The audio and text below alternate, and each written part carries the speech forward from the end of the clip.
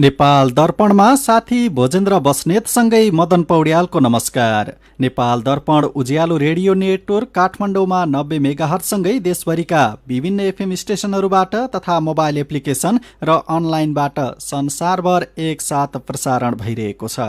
नेपाल दर्पण सुरु गरौं मुख्य खबरका शीर्षकहरूबाट।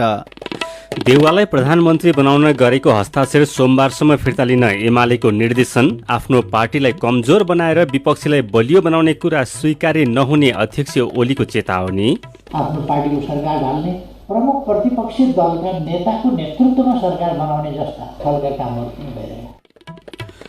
मनसुनजन्य विपदबाट घर भत्किए तत्काल अस्थायी आवास निर्माण गर्न रकम पठाइने। नदीको कटान रोक्न तारजालीको अभाव हुँदा समस्या। चाहिँ बढी प्रेसर भएर त्यहाँ चाहिँ लगेर 200 थान जाली हालिहाल्नु पर्यो भने त्यो जालीको अभाव चाहिँ हामीले यहाँ महसुस गरिरहेका छौँ।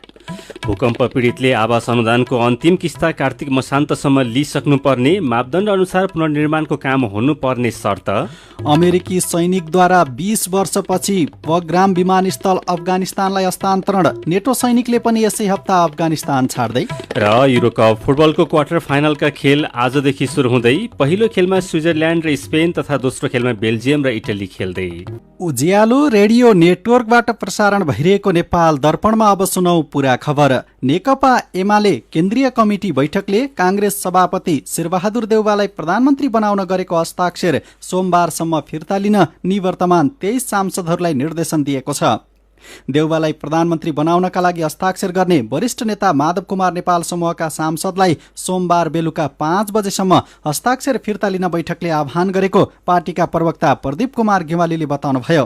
प्रधानमन्त्री निवास बालुवाटारमा आज बसेको बैठकमा प्रधानमन्त्री एवं एमाले अध्यक्ष केपी शर्मा ओलीले सोमबार बेलुका 5 बजेसम्म पनि हस्ताक्षर फिर्ता भएन भने पार्टी एकता नहुने बताउनु भएको छ। उहाँले आफ्नो पार्टीलाई कमजोर बनाएर विपक्षी दललाई बलियो बनाउने कुरा स्वीकार्य नहुने समेत चेतावनी दिनुभएको छ। उहाँले प्रगतिशील शक्तिलाई कमजोर पार्ने प्रयास भइरहेको तथा आफ्नै पार्टीको सरकार ढालेर प्रमुख प्रतिपक्षी दलको नेतृत्वमा सरकार बनाउनका लागि संसदीय अभ्यास र दलीय अनुशासनलाई समेत उल्लङ्घन गर्ने काम भएको टिप्पणी गर्नुभयो।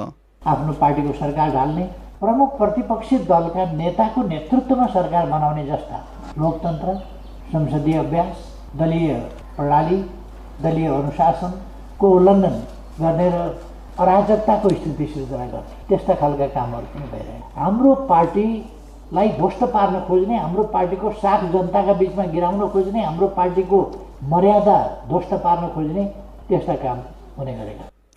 प्रधानमन्त्री ओलीले राष्ट्रपति विद्यादेवी भण्डारीले आफ्नो कर्तव्य पालना गरिरहेको समेत बताउनु भएको छ। आजको बैठकमा वरिष्ठ नेता माधव कुमार नेपाल समूह भने उपस्थित भएन। वरिष्ठ नेता झलनाथ खनाल उपचारका लागि भारतमा हुनुहुन्छ। उपाध्यक्ष वामदेव गौतम भने बैठकमा उपस्थित हुनुभएको थियो। सर्वोच्च अदालतको गएको फागुन 23 गतेको फैसलाबाट एमाले र माओवादी एकतापूर्वको अवस्थामा पुगेपछि एमालेको फागुन 28 गतेको केन्द्रीय कमिटिको बैठकले आयोजक कमिटी गठन गरेकोमा नेता नेपाल समूहले असन्तुष्टि जनाउँदै आएको थियो। बैठक भोलि दिउँसो 3 बजे फेरि बस्ने पार्टीका प्रवक्ता गेवालीले जानकारी दिनुभयो। प्रतिनिधि सभा विघटन सम्बन्धी रिट निवेदनमा सर्वोच्च अदालतको संवैधानिक इजलासमा सरकारी पक्षका कानून व्यवसायीको बहस आज सकिएको छ। महान्यायाधिवक्ता रमेश बडालले गएको सोमबारदेखि सरकारी पक्षको बहस सुरु गर्नुभएको थियो। सरकारी पक्षलाई 15 घण्टाको समय दिएको थियो। त्यसमा सरकारी वकिल र प्रधानमन्त्रीका वकिलले 7-7 घण्टा बहस गर्नुभयो। सभामुखका वकिललाई 1 घण्टा समय छुटाइएको छ। उहाँका तर्फबाट आइतबार बहस हुनेछ। प्रधान न्यायाधीश चोलेन्द्र शमशेर जबरा तथा न्यायाधीश दीप कुमार कार्की, मीरा खड्का, ईश्वर प्रसाद खतिवडा र आनन्द मोहन भट्टराईको संवैधानिक इजलासमा रिटमाथि सुनवाई भइरहेको छ। प्रधानमन्त्रीका तर्फबाट बहस गर्ने कानून व्यवसायीले संवैधानिक अधिकार प्रयोग गरेर प्रतिनिधि सभाको विघटन गरिएको तर्क गरेका छन्। गएको आइतबार रिट निवेदक नेपाली कांग्रेसका सभापति शेरबहादुर देउवा सहित 146 सांसदले दायर गरेको रिट निवेदनमाथि सुनवाई सकिएको थियो। निवेदक पक्षलाई 12 घण्टाको समय दिएको थियो। निवेदक पक्षका कानून व्यवसायीहरूले बहुमत सांसद विघटनको विपक्षमा रहेको भन्दै कांग्रेस सभापति देउवालाई प्रधानमन्त्री नियुक्त गर्नुपर्ने माग गरेका छन्। गएको जेठ 8 गते मन्त्री परिषदको सिफारिसमा राष्ट्रपति विद्यादेवी भण्डारीले प्रतिनिधि सभा विघटन गरी आगामी कार्तिक 26 र मङ्सिर 3 गते मध्यावधि चुनावको घोषणा गरेपछि निर्णय बदरको माग गरी सर्वोच्च अदालतमा 30 वटा रिट निवेदन परेका छन्। सरकारले यो वर्ष मनसुनजन्य विपदबाट घर क्षति भएमा विवरण प्राप्त हुनासाथ अस्थायी आवास निर्माणका लागि रकम पठाउने भएको छ। अघिल्लो वर्ष घर भत्किएकाहरूले अर्को बर्खा सुरु हुँदासम्म अस्थायी आवास निर्माणको रकम नपाएको गुनासो गरेकोमा यो वर्ष विवरण प्राप्त हुनासाथ रकम पठाउने व्यवस्था भएको हो। सम्बन्धित जिल्ला प्रशासन कार्यालयहरूले क्षतिको विवरण पठाउने र आफूहरूले विवरण प्राप्त गरे लगत्तै अस्थायी आवास निर्माणको रकम पठाउने व्यवस्था गरेको राष्ट्रिय विपद जोखिम न्यूनीकरण तथा व्यवस्थापन प्राधिकरणले जनाएको छ। प्राधिकरणले गत वर्षको मनसुनबाट क्षति भएका 20 जिल्लाका 3,349वटा घरहरू पुनर्निर्माणका लागि 19,97,73,750 रुपैयाँ पहिलो किस्ता बापतको रकम सम्बन्धित जिल्ला विपद व्यवस्थापनको कोषमा पठाएको छ।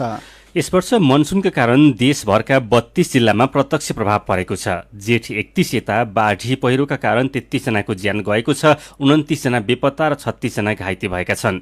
बाढी पहिरोबाट झण्डै 500 निजी घर भत्किएका छन् भने 22 वटा झोलुङ्गे पुल, 13 वटा पक्की पुल आंशिक तथा पूर्ण क्षति भएका छन्। विभिन्न सडक खण्ड बन्द छन्, तर सरकारले क्षति न्यूनीकरणका लागि विभिन्न काम गर्दै आएको बताउँदै आएको छ। साथै जानुका दुवाडीले राष्ट्रिय विपद जोखिम न्यूनीकरण तथा व्यवस्थापन प्राधिकरणका सहप्रवक्ता वेदनिधि खनाललाई पूर्व तयारीले क्षति न्यूनीकरणमा के प्रभाव पार्यो भनेर सोध्नु भएको छ। हामीले राष्ट्रिय स्तरमा गरेको पूर्व तयारीको फलस्वरूप हामीले केही सामानहरू प्रदेश स्तरमा र जिल्ला स्तरमा पनि पठाउन सफल भएका छौँ। राष्ट्रिय स्तरको पूर्व तयारी भनेको छाता प्रकृतिको तयारी हो र यो योजनालाई चाहिँ प्रदेश र स्थानीय स्तरसम्मै कार्यान्वयनमा अगाडि लगिएको छ र जिल्लामा बनेको योजना अनुसार अहिले जस्तै रौतहट लगायतका जिल्लाहरूमा त्यहाँ नेपाली सेना र प्रहरी सशस्त्र प्रहरी खटेर बाँधहरू बनाउने, नदीलाई चाहिँ रोक्ने र नदीको प्रवाहलाई चाहिँ नदीतर्फै बहाव गराउने लगायतका तयारीहरू काम भइरहेका छन् र अन्यत्र पनि हामीले पूर्व सूचना प्रवाह गरेका छौँ, मिडियाको पनि सहयोग लिएका छौँ र जल तथा मौसम विज्ञान विभागले अलर्टहरू तराईका सबै प्राय नदीहरूमा अहिले जारी गरेको छ। पहाडका नदीहरूमा फ्ल्यास फ्लड अथवा साना साना खहरेहरूले पनि असर गर्न सक्छ। बाढीको पूर्वी क्षेत्र, मध्य नेपाल, पश्चिमका केही क्षेत्र बाहेक सबै क्षेत्र प्रभावित भएको छ। यो योजना अनुसार नै अहिले काम भइरहेको चाहिँ छ। अझै पनि बाढी पहिरो लगायतका विपत्तिहरू आउन सक्ने सम्भावना उत्तिकै छ। त्यसको लागि चाहिँ यहाँहरू कतिको तयारी अवस्थामा हुनुहुन्छ? साधन स्रोत र क्षमताले भ्याएसम्म एक्सन प्लान अनुसार नै अगाडि बढिरहेको छ। अलिकति हामीलाई समस्या चाहिँ के परेको छ भने नदी नियन्त्रणको लागि जुन तार जालीको चाहिँ व्यवस्था चाहिँ अहिले हामीसँग तत्काल पर्याप्त मात्रामा तार जाली नभएर एउटा समस्या चाहिँ देखिया छ।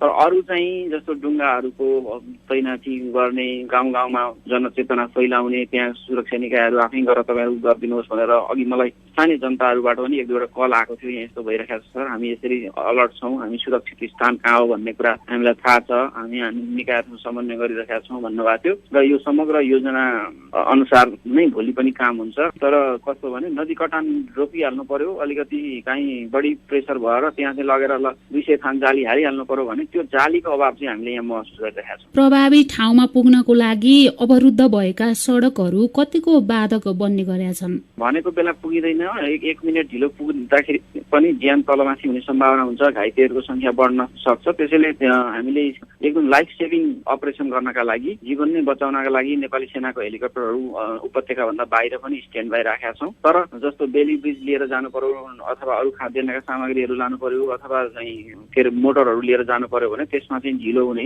गर्छ र कतिपय ठाउँमा त हामीलाई जस्तो मनाङ जिल्लामा त अब खाद्यान्न नै भोलि पछि पुग्दैन, त्यसैले हेलिकप्टरबाट लिफ्टिङ गरिदिनु पर्यो भनेर सिडिओ साहबले अनुरोध पनि गर्नुभएको छ।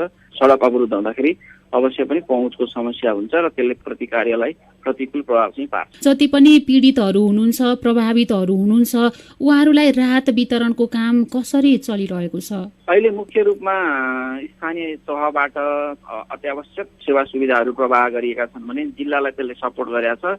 यसको चाहिँ मापदण्ड हुन्छ, जस्तो 5 जनासम्म परिवार छ भने 15,000 रुपियाँ तत्काल राहत दिन्छ भने 5 भन्दा बढी छ भने चाहिँ 20,000 दिन्छ। त्यो खानेकुरा लगायत लत्ता कपडाहरूलाई घरहरू क्षति भएको हकमा र विस्थापितहरूलाई चाहिँ त्यहाँ स्थानीय तहले नै चामल लगायतको अरू व्यवस्थाहरू गरेको हुन्छ।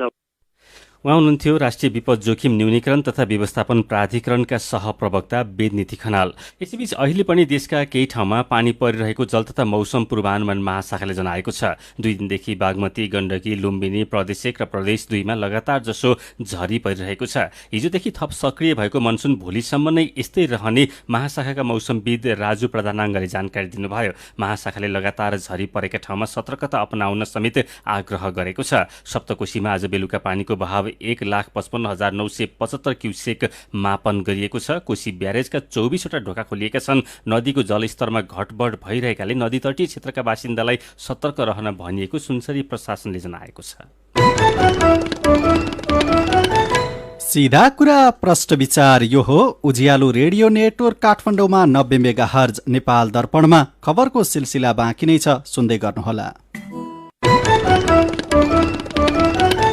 तपाईँ अहिले रेडियो, मोबाइल एप्लिकेसन र अनलाइनबाट प्रसारण भइरहेको उज्यालो रेडियो नेटवर्कको नेपाल दर्पण सुन्दै हुनुहुन्छ। यतिन्जेल हामीले देउवालाई प्रधानमन्त्री बनाउन गरेको हस्ताक्षर सोमबारसम्म फिर्ता लिन एमालेको निर्देशन, विपक्षीलाई बलियो बनाउने कुरा स्वीकार्य नहुने अध्यक्ष ओलीको चेतावनी, मनसुनजन्य विपदबाट घर भत्किए तत्काल अस्थायी आवास निर्माण गर्न रकम पठाइने, नदीको कटान रोक्न तारजालीको अभाव हुँदा समस्या लगायतका खबर प्रस्तुत गर्यौं। नेपाल दर्पणमा अब बाँकी प्रसङ्ग। भूकम्प पीडितलाई आवास अनुदानको किस्ता कार्तिक मसान्तसम्म लिइसक्न राष्ट्रिय पुनर्निर्माण प्राधिकरणले आग्रह गरेको छ। राष्ट्रिय पुनर्निर्माण प्राधिकरण कार्यकारी समितिको बैठकले अहिलेसम्म पनि अनुदान सम्झौता गर्न नसकेका वा अनुदानको किस्ता लिन नसकेका लाभग्राहीलाई कार्तिक मसान्तभित्र तेस्रो किस्ता लिने गरी घर पुनर्निर्माण गर्न अनुरोध गरेको हो। समितिको बैठकले पुनर्निर्माण तथा प्रबलीकरण लाभग्राहीहरूलाई सम्बन्धित पालिकामा यथाशीघ्र निवेदन दिन पनि अनुरोध गरेको छ। अनुदान सम्झौता गर्न वा बाँकी किस्ता प्राप्त गर्न लाभग्राहीले प्राधिकरणले तयार गरेको कबुलियतनामा फारम भर्नुपर्नेछ। लाभग्राही प्राधिकरणले तोकेको मापदण्ड र समयसीमा अनुसार पुनर्निर्माण गर्न मन्जुर हुनुपर्नेछ। त्यसलाई सम्बन्धित वडा अध्यक्षले सिफारिस समेत गर्नुपर्नेछ। यस्तै कार्यकारी समितिले विविध कारणवश अहिलेसम्म जग्गा खरिद गर्न नसकी पुनर्निर्माण गर्न नसकेको भूमिहीन वा जोखिम बस्तीका लाभग्राहीलाई आउँदो भदौ मसान्तसम्म जग्गा खरिद गरिसक्न पनि आग्रह गरेको छ। यस्ता लाभग्राहीले पनि कार्तिक मसान्तसम्म अनुदानका किस्ता लिने गरी घर निर्माण गर्नुपर्नेछ। नेपालमा कोरोना भाइरसका सक्रिय संक्रमितको संख्या 30,000 भन्दा तल झरेको छ। पछिल्लो 24 घण्टामा 3,451 जना निको भएसँगै कोरोनाका सक्रिय संक्रमितको संख्या 29,274 मा झरेको स्वास्थ्य तथा जनसंख्या मन्त्रालयले जनाएको छ। नेपालमा अहिलेसम्म 6,03,600 जना कोरोना संक्रमणबाट निको भइसकेका छन्। यस्तै पछिल्लो 24 घण्टामा 2,279 जनामा कोरोना संक्रमण पुष्टि भएको छ। 6,566 जनाको पीसीआर परीक्षण गर्दा 1,391 जना र 4,030 जनाको एन्टिजेन परीक्षण गर्दा 908 जना गरी 2,279 जनामा कोरोना संक्रमण पुष्टि भएको हो। नेपालमा अहिलेसम्म पीसीआर विधिबाट गरेको परीक्षणमा 6,42,053 जना र एन्टिजेन विधिबाट गरेको परीक्षणमा 36,755 जनामा कोरोना संक्रमण पुष्टि भएको छ। यस्तै थप 34 जनाको ज्यान गएसँगै कोरोना संक्रमणबाट ज्यान गुमाउनेको संख्या 9,179 पुगेको छ।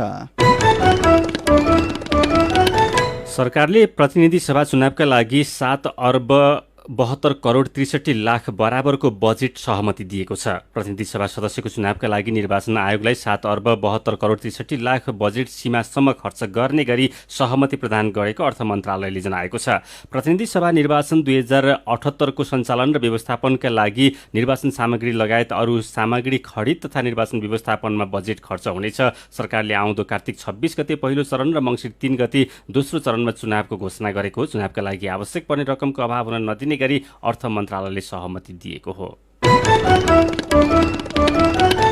महाधिवेशन नजिकिँदै गर्दा नेपाली कांग्रेसको क्रियाशील सदस्यता वितरणमा नेताहरूबीच देखिएको विवाद समाधान हुने भएको छ। पार्टी कार्यालय सानेपामा आज बसेको कांग्रेस पदाधिकारी तथा पूर्व पदाधिकारीको बैठकले क्रियाशील सदस्यता वितरणमा देखिएको समस्या सहमतिमा नै टुङ्ग्याउने सहमति गरेको हो। क्रियाशील सदस्यताका बारेमा परेको उजुरी र गुनासो सहमतिमा नै टुङ्ग्याउने सहमति भएको कांग्रेस नेता एवं क्रियाशील सदस्यता छानबिन समितिका संयोजक रमेश लेखकले जानकारी दिनुभयो। लुम्बिनी प्रदेश सरकारमा जनता समाजवादी पार्टी नेपालबाट भौतिक पूर्वाधार र विकास राज्यमन्त्री भएकी सुमन शर्मा रायमाझीले राजीनामा दिनुभएको छ। सरकारलाई जसपाको समर्थन र सहयोग नरहेको हुनाले सरकारमा रही निरन्तरता दिन नसक्ने राज्यमन्त्री रायमाझीले राजीनामा पत्रमा उल्लेख गर्नुभएको छ। यसैबीच कर्णाली प्रदेश सरकारले प्रस्तुत गरेको बजेटमाथि प्रदेशसभा बैठकमा आज पनि छलफल हुन सकेन। प्रदेशसभाको बैठक कार्यसूचीमा प्रवेश गर्न नपाउँदै स्थगित हुँदै आएको छ। यसअघि 3 पटक स्थगित भएको प्रदेशसभाको 8औं अधिवेशन अन्तर्गत आजको सदनको चौथो बैठक पनि कार्यसूचीमा प्रवेश नहुँदै स्थगित भएको हो। सभामुख राजबहादुर शाहीले बैठकको कारबाही अगाडि बढाउन खोज्दा नेकपा एमाले कर्णाली प्रदेश सभा सदस्य देवी ओलीले सर्वोच्च अदालतले एमाले बनाइदिँदा पनि एमालेको पक्षमा नभएका बहालवाला 3 मन्त्रीहरू दलीय व्यवस्था विपरीत सरकार सञ्चालनमा सहभागी भएका कारण एमाले बैठक अवरुद्ध गर्ने बताउनुभयो। अवरोध नहटेपछि सभामुख शाहीले यही असार 24 गते बिहीबार दिउँसो 2 बजेसम्मका लागि बैठक स्थगित गर्नुभएको छ। तिनाउ खोला वरपरका स्थानीय बासिन्दाले कालीगण्डकी तिनाउ बहुउद्देश्य डाइभर्सन आयोजना आफूहरूको अहितमा रहेको भन्दै विरोध गरेका छन्। केन्द्रीय सरकारले गण्डकी प्रदेशको भूगोल, प्राकृतिक स्रोत र सम्पदामाथि नै अतिक्रमण गरेको भन्दै उनीहरूले योजना बनेमा तिनाउ बजार नै जोखिममा पर्ने बताएका हुन्। अहिले पनि बुटवल र आसपासका बासिन्दाले पिउने पानीको समस्या भोगिरहनु परेको भन्दै उनीहरूले आयोजना बनेको अवस्थामा खेतबारीमा पनि सिंचाइको समस्या हुने दावी गरेका छन्। आयोजनाबाट कालीगण्डकी उपत्यकामा रहेका 10 वटा पालिका अन्तर्गतको जग्गा मरुभूमिमा परिणत हुने र पानीको हाहाकार हुने उनीहरूको भनाइ छ। सीधा कुरा प्रश्न विचार यो हो उज्यालो रेडियो नेटवर्क काठमाडौँमा 90 मेगाहर्ज, नेपाल दर्पणमा मेरो पनि भन्नु छ सँगै खबरको सिलसिला बाँकी नै छ, सुन्दै गर्नुहोला।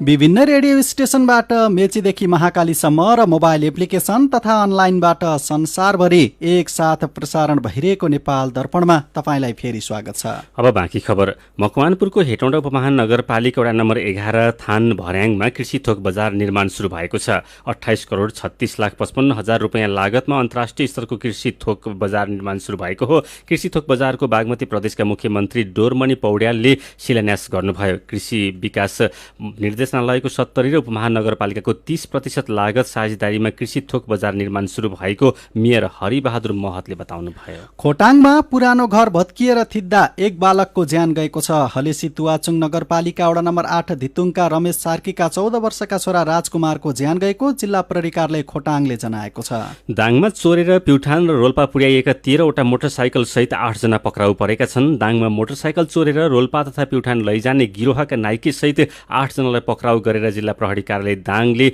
आज सार्वजनिक गरेको हो। पक्राउ पर्नेमा 1 जना भारतीय नागरिक, 5 जना रोल्पाका तथा दाङ र प्युठानका 1-1 जना रहेका जिल्ला प्रहरी कार्यालय दाङले जनाएको छ। अरनिको राजमार्ग अन्तर्गत भक्तपुरको जडीबुटी पुलदेखि काभ्रेको सिमाना साँगा चोकसम्मको सडक खण्डमा 64 वटा सीसी क्यामेरा जडान गरिएको छ। बाँके राप्ती सुनाडी गाउँपालिकामा रहेको जननी सामाजिक उद्यमी महिला सहकारी संस्थाले मोबाइल एपको प्रयोग गरेर 1 करोड रुपियाँ बराबरको खसी बाख्रा बिक्री गरेको छ। बिचौलियाहरूले बढी नाफा लिने र खसी बाख्रा बेच्न समेत समस्या भएपछि सहकारीले कृषि पथ मोबाइल एप सञ्चालनमा ल्याएर सदस्य किसानहरूको खसी बाख्रा बिक्री गरेको हो। मेरो पनि भन्नु छ। डोटीमा युवाहरू गाउँ फर्किएपछि लामो समयदेखि बाँझो रहेका खेतमा रोपाई हुन थालेको खबरमा रामनारायण सिंह लेख्नुहुन्छ। हरेक नागरिकले आफ्नै देशमा पसिना बगाउन थाल्यो भने देश उभो लाग्न धेरै समय लाग्दैन। केही दिन काम र मामको समस्या त भोग्नु पर्नेछ, तर त्यसपछि आफै समस्याको समाधान हुँदै जानेछ। धैर्य र साहस पनि राख्नुपर्छ। दिनौ जसो बाढ़ी पहिरो जान थालेको भन्दै खड्का राजुको टिप्पणी छ। पानी जहाज र रेलमा भुलिएको सरकारले समयमा नै जोखिमयुक्त ठाउँको पहिचान गर्न सकेको भए क्षति न्यूनीकरण गर्न त सकिन्थ्यो। देशको राजनैतिक अस्थिरता र कुर्सीका लागि नेताहरूबीच भइरहेको रस्साकस्सी बारे निरौला रमेशले लेख्नु भएको छ। भोकालाई खाना, नाङ्गालाई कपडा र आपद विपदमा परेका किसानलाई मलबिउको समस्या जस्ताको तस्तै छ। देश र नागरिकलाई परेको समस्या समाधान गर्नुको साटो नेताहरू आफ्नै स्वार्थको झगडामा व्यस्त छन्। अनि चीनका नागरिकले कुनै पनि शक्ति राष्ट्रको दबाव नसहने राष्ट्रपति सी जिनपिङको भनाई सम्बन्धी खबरमा उदयराज सिगदेल व्यङ्ग्य गर्दै लेख्नुहुन्छ। गीत त हाम्रो पनि छ नि, हटी होइन डटी लड्ने नेपालीको बानी हुन्छ। तर के गर्नु भनेर मात्रै भएन, सही नेतृत्वले देश र नागरिकको जीवनस्तर कहाँबाट कहाँ पुग्छ भन्ने कुरा चीनलाई हेर्दा थाहा हुन्छ। विचारका लागि तपाईलाई धन्यवाद। मेरो पनि भन्नु छ। मेरो पनि भन्नु छ। प्रस्तुत गर्दै हुनुहुन्थ्यो साथी दिपा तिमल सिन्हा। नेपाल दर्पणमा अब विदेशको खबर। अमेरिकी सेनाले 20 वर्षपछि बगराम हवाई मैदान अफगानिस्तान सरकारलाई हस्तान्तरण गरेको छ। सन् 2001 मा अमेरिकामा आतंकवादी हमला भएपछि अफगानिस्तानको तालिबान सरकार ढाल्न तथा आतंकवादी संगठन अल कायदाको संरचना ध्वस्त बनाउन अमेरिकाले बगराम विमानस्थलको प्रयोग गरेको थियो। राष्ट्रपति जो बाइडेनले आउँदो सेप्टेम्बर 11 अघि नै अफगानिस्तानमा रहेका अमेरिकी सेना फिर्ता भइसक्ने बताए पनि त्योभन्दा अघि नै अमेरिकी सेना फिर्ता भएका समाचार संस्था एपीले जनाएको छ। साथै नेटो आबद्ध झण्डै 7000 सैनिक पनि यही जुलाई 4 भित्रै स्वदेश फर्काउने गरी तयारी भइरहेको छ। धेरैजसो नेटो सैनिकहरू यसै हप्ता अफगानिस्तान छाड्दैछन्। बगराम हवाई अखडा अमेरिकी र नेटो फौजले परित्याग गरेको बारेमा अफगान सरकारले भने केही बताएको छैन। नेपाल दर्पणमा अब केही खेल खबर। युरोकप फुटबलको क्वार्टर फाइनलका खेल आजदेखि सुरु हुँदैछन्। पहिलो क्वार्टर फाइनलमा स्विजरल्यान्ड र स्पेन तथा दोस्रो खेलमा बेल्जियम र इटली खेल्दैछन्। स्विजरल्यान्ड र स्पेनको खेल राति पाउने 10 बजे रुसको सेन्ट पिटर्सबर्गमा हुनेछ। स्विजरल्यान्ड समूह एबाट र स्पेन समूह ईबाट क्वार्टर फाइनलमा पुगेका हुन्। प्री क्वार्टर फाइनलमा स्विजरल्यान्डले फ्रान्सलाई हराउँदा स्पेनले क्रोएसियालाई हराएको थियो। यस्तै बेल्जियम र इटलीको खेल भने राति पाउने 1 बजे जर्मनको म्युनिखमा हुनेछ। बेल्जियम समूह बीबाट र इटली समूह एबाट क्वार्टर फाइनलमा पुगेको हो। प्री क्वार्टर फाइनलमा बेल्जियमले पोर्चुगललाई तथा इटलीले अस्ट्रियालाई हराएको थियो। कोपा अमेरिका फुटबलको क्वार्टर फाइनलको पहिलो खेलमा आज राति पेरू र पाराग्वे खेल्दैछन्। यो खेल नेपाली समयअनुसार राति पाउने 3 बजे हुनेछ। त्यस्तै दोस्रो खेलमा भोलि बिहान पाउने 6 बजे ब्राजिल र चिली खेल्दैछन्। क्वार्टर फाइनलको तेस्रो खेलमा आइतबार बिहान पाउने 4 बजे उरुग्वे र कोलम्बिया तथा चौथो खेलमा आइतबार बिहान पाउने 7 बजे अर्जेन्टिना र इक्वेडर खेल्नेछन्। समूह एबाट अर्जेन्टिना, उरुग्वे, पाराग्वे र चिली तथा समूह बीबाट आयोजक ब्राजिल सहित पेरू, कोलम्बिया र इक्वेडर अन्तिम 8 मा पुगेका हुन्। जर्मनीका मिडफिल्डर टोनी क्रुसले अन्तर्राष्ट्रिय खेल जीवनबाट सन्यासको घोषणा गरेका छन्। सामाजिक सञ्जाल मार्फत उनले सन्यास लिएको घोषणा गरेका हुन्। युरोकपमा जर्मनीले इङ्ल्यान्डसँगको 2-0 को हार बेहोरेर बाहिरेको केही दिन नबित्दै 31 वर्षका क्रुसले सन्यासको घोषणा गरेका हुन्। उनको करियरमा जर्मनीले 2014 को फिफा विश्वकपको उपाधि जितेको थियो। र आज विश्व खेलकुद पत्रकार दिवस मनाइएको छ। हरेक वर्ष जुलाई 2 का दिन यो दिवस विश्वभर मनाउने गरिन्छ। खेल खबरसँगै उज्यालो रेडियो नेटवर्कबाट प्रसारण भइरहेको नेपाल दर्पणको समय सकिने लागेको छ। बिदा हुनु अघि आजका मुख्य खबरका शीर्षकहरू फेरि एकपटक। देउवालाई प्रधानमन्त्री बनाउन गरेको हस्ताक्षर सोमबारसम्म फिर्ता लिन एमालेको निर्देशन। आफ्नो पार्टीलाई कमजोर बनाएर विपक्षीलाई बलियो बनाउने कुरा स्वीकार्य नहुने अध्यक्ष ओलीको चेतावनी। मनसुनजन्य विपदबाट घर भत्किए तत्काल अस्थायी आवास निर्माण गर्न रकम पठाइने। नदीको कटान रोक्न तार जालीको अभाव हुँदा समस्या। भूकम्प पीडितले आवास अनुदानको अन्तिम किस्ता कार्तिक मसान्तसम्म लिइसक्नु पर्ने। मापदण्ड अनुसार पुनर्निर्माणको काम हुनुपर्ने शर्त। अमेरिकी सैनिकद्वारा 20 वर्षपछि बगराम विमानस्थल अफगानिस्तानलाई हस्तान्तरण। नेटो सैनिकले पनि यसै हप्ता अफगानिस्तान छाड्दै। र युरोकप फुटबलको क्वार्टर फाइनलका खेल आजदेखि सुरु हुँदै। पहिलो खेलमा स्विजरल्यान्ड र स्पेन तथा दोस्रो खेलमा बेल्जियम र इटली खेल्दै। आजको नेपाल दर्पण सकिएको छ। प्रविधिमा साथ दिने साथी सङ्घर्ष विष्टसँगै हामी भोजेन्द्र बस्नेत र मदन पौड्याल पनि बिदा हुन्छौँ। कोरोनाको जोखिम कायमी रहेकाले सुत्नु अघि पनि साबुन पानीले मिच्ची मिची 20 सेकेन्डसम्म हात धुन नबिर्सिनुहोला। नमस्कार।